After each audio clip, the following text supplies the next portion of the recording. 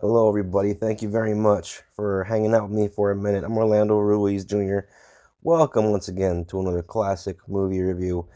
And sorry that it's been a while. It's took me a while to get one of these done for you, but been a little busy. Just started another job recently, and it's been taking up a lot of my time. And the hours have been a little unusual for me, so it's a little hard for me to adjust lately. And trying to get one of these videos done with my new hours. It's just really thrown me off, but I am going to try and keep coming out with these videos. So if not as much as I used to, then I apologize, but I will try and do my best to get them out there as much as I can. So this first classic movie review, first in a good couple weeks, is going to be on the very first Bond film. This came out in 1962, and this was directed by Terence Young, produced by Harry Saltzman and Albert R. Broccoli, and it is Dr. No. This is a movie that I watched over and over again, especially on many Bond marathons. This is one of my favorite Bond films. It's one of my favorite spy films, and I love Sean Connery. I think he was great in this part. And this first movie has all of the Bond staples and everything that you come to expect in the series. The first movie very much lays it out perfectly and has one of the greatest introductions to a classic movie character in any movie. The introduction of James Bond in this movie is timeless. He's at a casino. A lot of these movies do have a casino scene, and we only hear his voice and see his hands as he's playing cards, and you see shots of the person he's playing cards with, and um, this person introduces herself, the person that's playing with him, as Sylvia Trench, and she tells him that she admires his luck because she's losing, of course, because of who she's playing with. And, she says, Mr. And then after a few shots of his hands and hearing his first words, he finally introduces himself and then cuts to a shot of a mid shot of him lighting a cigarette as he says Bond, James Bond for the first time. And it's one of Sean Connery's best moments on film ever. And it always gets me really excited when I watch this movie. There's so many great scenes in this movie, and Connery is so damn good in this part. In this first movie, he really is almost perfect, I think, even though he's still sort of rough around the edges. But I just mean perfect in the sense that he captures everything about Bond right away from the very beginning. And the quips, the one liners are all there, the dark humor. There's a great moment where he's getting out of a car, there's a dead guy next to him, and um, he gets out and tells the guy that's waiting there, parking the cars, says, please make sure he doesn't get away. And he gets a close look at the guy sitting there and he's like, oh shit, this is the dead guy. And, nice little moments of dark humor in there that I think for 1962 were pretty ahead of the time, considering the kind of humor that I think most people were used to in their cinema. And, the writing was pretty damn edgy. And this was, a time when movies were sort of just coming out of that era of the 50s where it was this bland era and things were sort of restricted. And the 60s was really the beginning of coming out of that and trying new things. Of course, Bond movies traditionally have great action and all kinds of really cool stunts and explosions and all that. And this being the first movie, it's not without its explosions and its fight scenes, but it's pretty sort of tame. It is 1962, and so this doesn't have the best in terms of the stunts that you would come to see and expect later on as the series got more outlandish and crazy with its stunts and action sequences. But this first film really does feel more like Bond being a detective on a case. At the beginning of the film, two people that are stationed in Jamaica that work for the British government are murdered by assassins using silencers, and they actually show this and show a little bit of blood. And for 1962, having seen a lot of old movies, it's a little surprising because not a lot of old movies show blood, but seeing how this is the early 60s, by the end of the 60s, it really is different, and more and more movies did have quite a bit of blood and really did start that trend for what was to come later on in the 70s and 80s and 90s with blood being sort of taken for granted in action movies. And it's really great to see the beginnings of that in these old classics.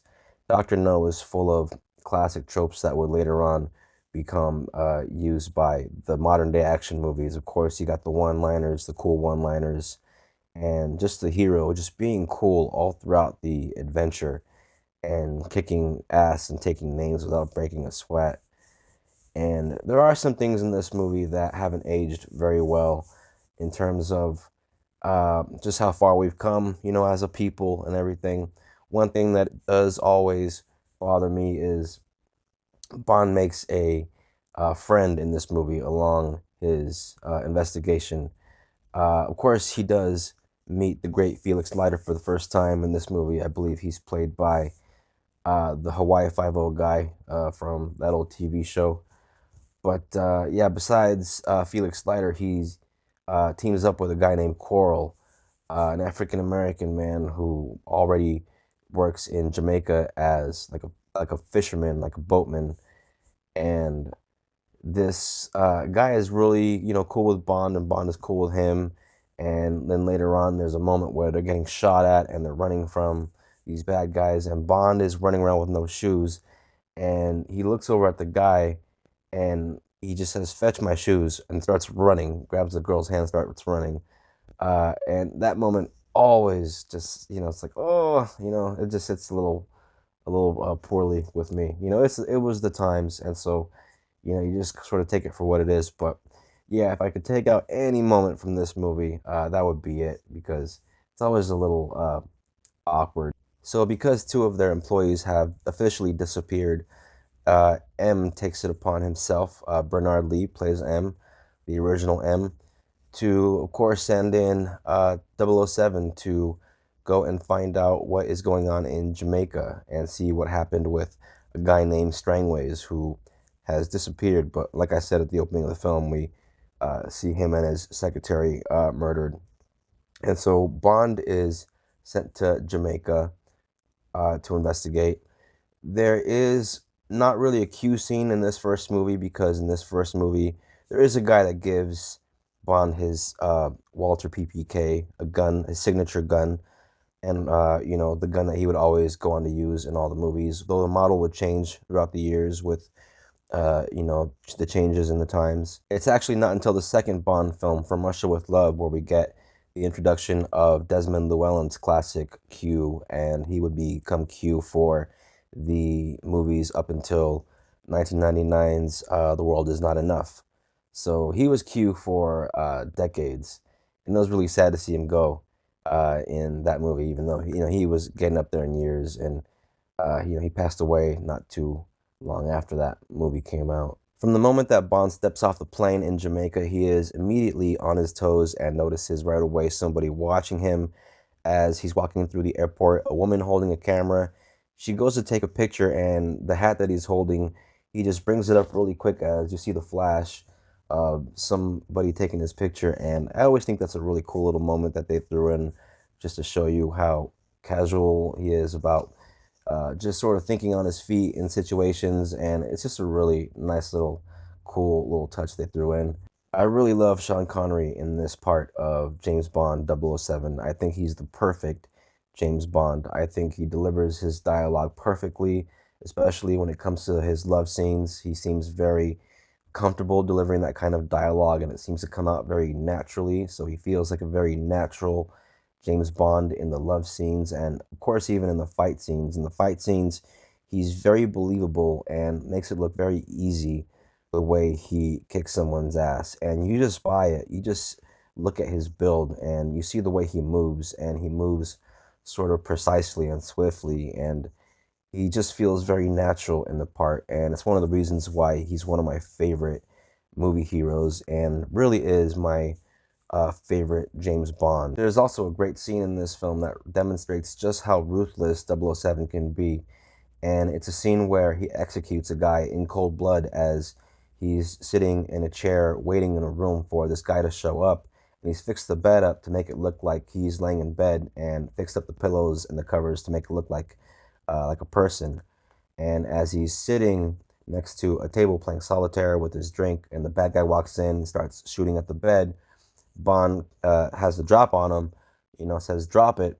And the guy sits down in the bed for a second, and tries to sort of get the gun closer, because the gun is on the floor, on the carpet, and tries to bring the carpet a little closer with his foot, with the gun, and then tries to reach for the gun and tries to pull the trigger, and the gun jams, doesn't work.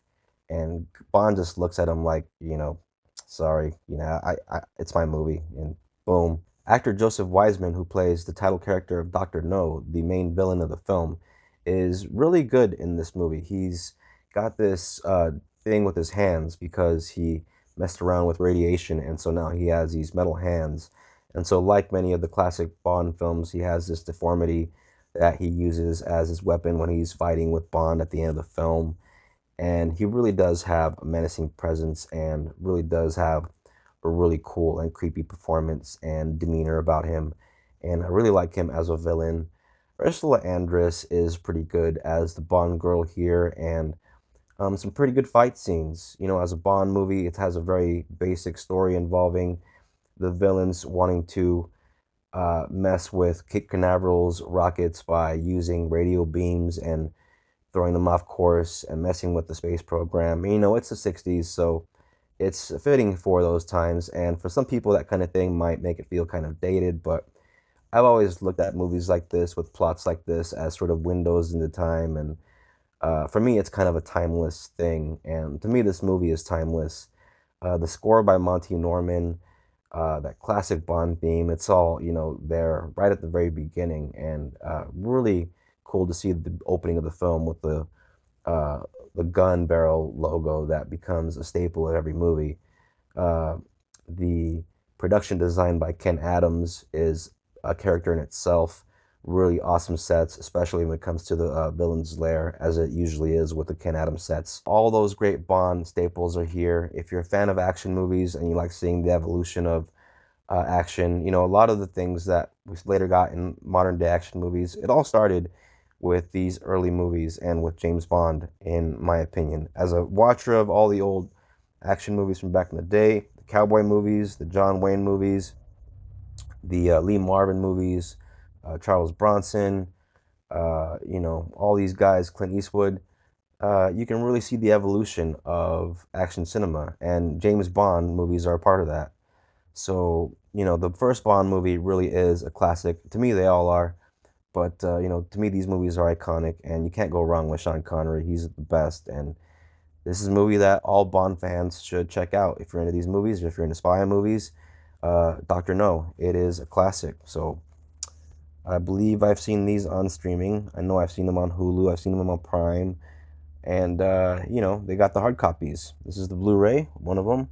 They got box sets and all that stuff. These movies are legendary, and so is Dr. No from 1962. So thank you very much for watching this classic movie review. Please look out for more. I'm going to try and get more of these reviews out to you. Please go ahead and comment if you're into these movies. What is your favorite Bond film? Who is your favorite James Bond? And who is your favorite Bond villain? I like to see stuff like that.